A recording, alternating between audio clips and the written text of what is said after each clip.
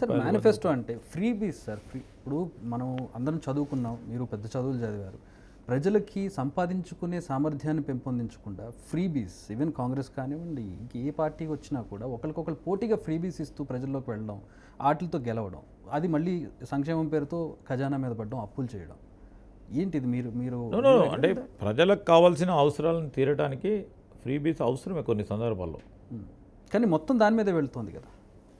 దాన్ని కంట్రోల్ చేయాలా, కానీ కొన్ని సందర్భాల్లో ఉదాహరణకి ఫైన్ రైస్ తీసుకున్నామండి. సన్న రకం బియ్యం ఇస్తూ ఉన్నాం పీడిఎస్లో, సబ్సిడైజ్ ప్రైస్ మీద ఇస్తున్నాం.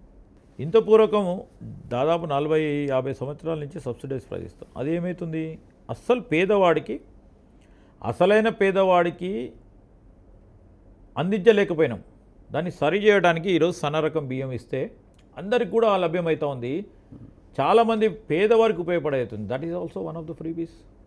You're investing too much of money into that. But ఒక క్వాలిటీ ఆఫ్ లైఫ్, వాళ్ళు తినే తిండికి సంబంధించి వాళ్ళు మళ్ళీ తిరిగి కష్టపడి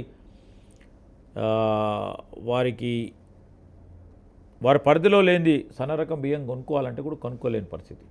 ఆ పరిస్థితి నుంచి ఎందుకు బయటికి తీసుకురాకుండా బయటికి వచ్చే ప్రయత్నంలో ఉద్యోగ అవకాశాలు కానీ ప్రొడక్టివిటీ పెంచే ప్రయత్నం కూడా చేస్తూ ఉంటాం.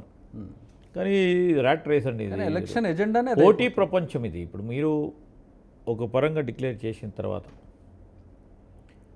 ఆ విధమైన ప్రయత్నం, అరే మేము అనుకున్న పార్టీ చేస్తలేదు ఎందుకు, చేస్తే బాగుంటుండే కదా, మాకు లాభం అవుతుండే కదా, వారు చేయదలుచుకుంది వీరు కూడా చేయొచ్చు కదా అనే అభిప్రాయంతో జనం ఉంటారు. ఇప్పుడు మేము చెప్పకపోతే ఎక్కడ ఓడిపోతాం అనే పార్టీకి, ప్రభుత్వంలోకి వస్తే ఇంకా కష్టపడైనా ఏదైనా చేయొచ్చు అనే అభిప్రాయం ఉంటుంది మాకు. అసలు పార్టీ ఆలోచన, పార్టీ లక్ష్యం, పార్టీ సేవా దృక్పథం ఎప్పుడైతే ఉంటుందో ప్రభుత్వంలోకి వస్తే ఒక్కరికి చేసే బదులు 1000 మందికి చేసే అవకాశం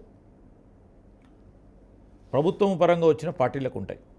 సో ఆ విధమైన ఆలోచన తీసుకుపోతాం. నౌ ఎవ్రీ పార్టీ ఎక్కడైనా రాష్ట్రంలో కానీ దేశంలో కానీ ఈ విధమైన ఫ్రీబీస్ కొన్ని సందర్భాల్లో కరెక్ట్ అయినప్పుడు కొన్ని సందర్భాల్లో కూడా తప్పుగా పోతాయి.